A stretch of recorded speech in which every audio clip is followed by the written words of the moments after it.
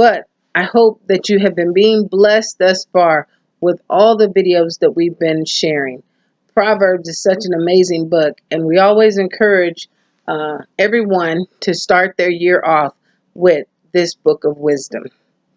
So today I'm going to start with verse 8, but please remember, we want you to read the whole chapter because there's so much meat in the whole chapter. Verse 8, a man will be commended according to his wisdom, but he who is of perverse heart will be despised. Better is the one who is slighted, but has a servant, than he who honors himself, but lacks bread. A righteous man regards the life of his animal, but the tender mercies of the wicked are cruel. He who tills the land will be satisfied with bread, but he who follows frivolity is devoid of understanding. The wicked covet the catch of evil men, but the root of righteous yields fruit. The wicked is ensnared by the transgression of his lips, but the righteous will come through trouble.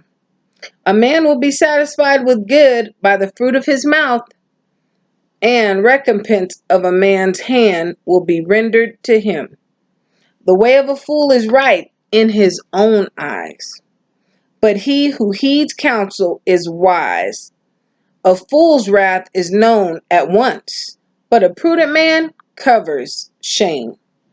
He who speaks truth declares righteousness, but a false witness deceit.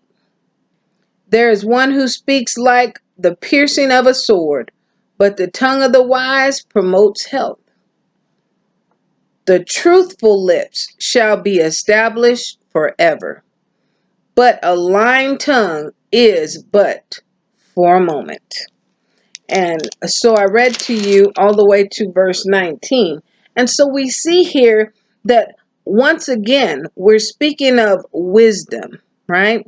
A person who will be commended according to his wisdom. You will be blessed. You will be raised up. You will be given your due recognition, you who are wise. But a person with a perverse heart, they will be despised by many. Even they may have ones that are cordial, but truly, in truth, they will be despised by many. The one who is slighted, it's better, but has a servant than he who honors himself and lacks bread. When I looked at that, I was like, wow, God, that's really interesting how the Bible said that, because what that simply means is this: a righteous man, a righteous person, righteous living, they have a standard. And that standard is more practical in the world. That means that people will see your right living. People will see you for who you are. But a person who honors himself lacks bread. That's someone who's thinks they have a sense of honor or thinks that they deserve honor. I always use it like this. I've said this to people before. I, Pastor Delisa, would much rather have someone call me Delisa and honor me in the office of being a pastor, honor and respect me as such, than call me pastor and look at me with the eyes of, I don't know what kind of pastor that is, but their title is a pastor, so I'm going to just call them by that because that's what they say they are.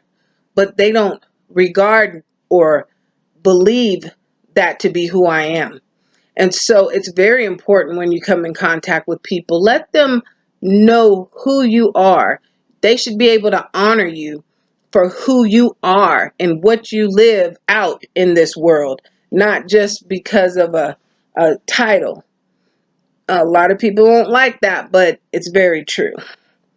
A righteous man regards the life of his animal, but the tender mercies of the wicked are cruel. And when I thought about that, we are in a time where we love animals sometimes even more than we love humans.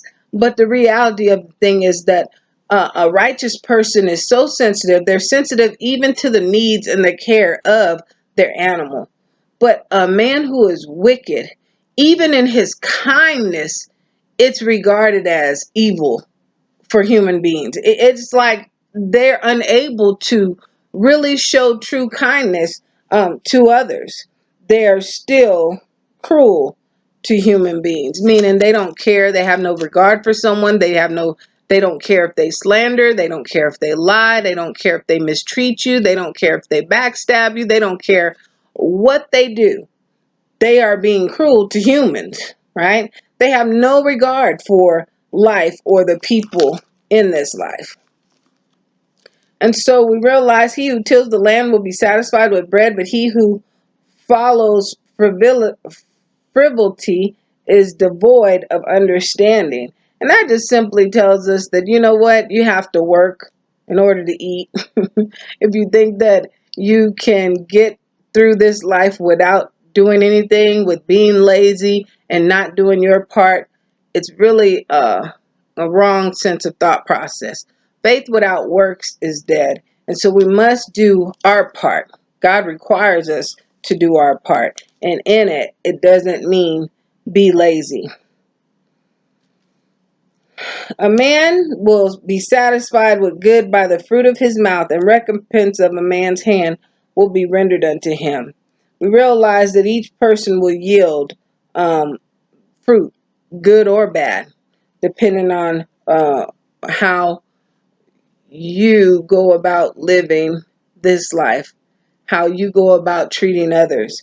And so we realize that you will receive good or bad, whatever that is. You'll be rewarded for the work that you do. And so we don't really think about that a lot of times, but we have to understand that it's so important in being wise that the things that we say, it will produce fruit, one way or another, good or bad. Life and death, it's truly in the power of the tongue. And so when you think about that, you ought to always speak words of life, words of encouragement, not idle words, not words that you can't take back, because once they're out there, you can't bring them back. I don't care how much you apologize or say sorry. When it's out there, it's out there. And I always say to people who sometimes, they say, well, I didn't mean it, or, they understood what I said. Well, who called children stupid, dumb, you're this or that? I have a big problem with that, because you're breathing these words of life to this child. And then we wonder why they go around acting stupid or acting dumb or acting foolish or whatever they may be doing. But you've forgotten that you've said this to them over and over and over. And so what's happening is you're producing that fruit to come forward, good or bad. Now, true, we have children that don't necessarily act as we would desire them to act, but the Bible says, speak those things that be not as though they were. And so therefore, if your child is wild, say, I thank you that I have a wise son.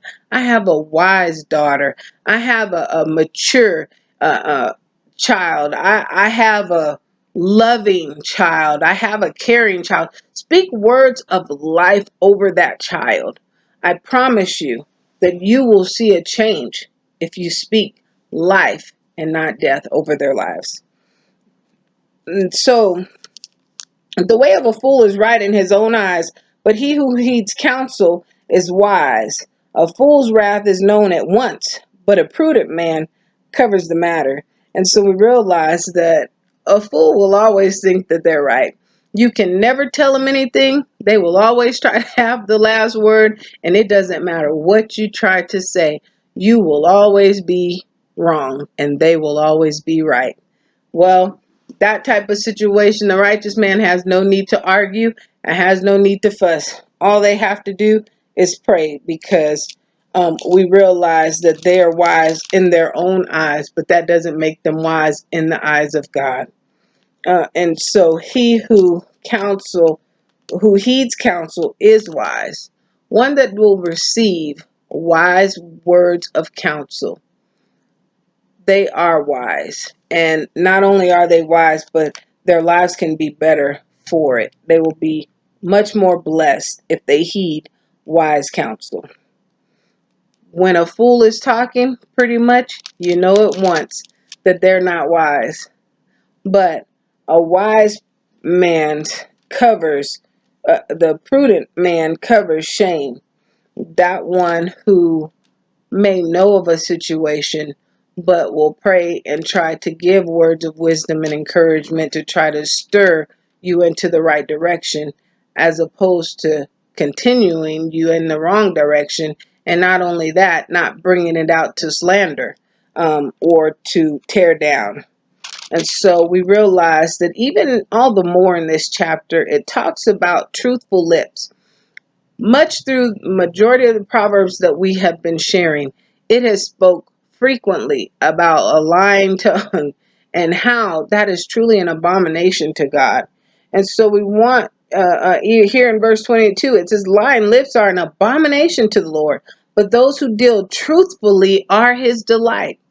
I want to encourage you today to start living a life of truth. Truth doesn't always feel good, but it always is good for you.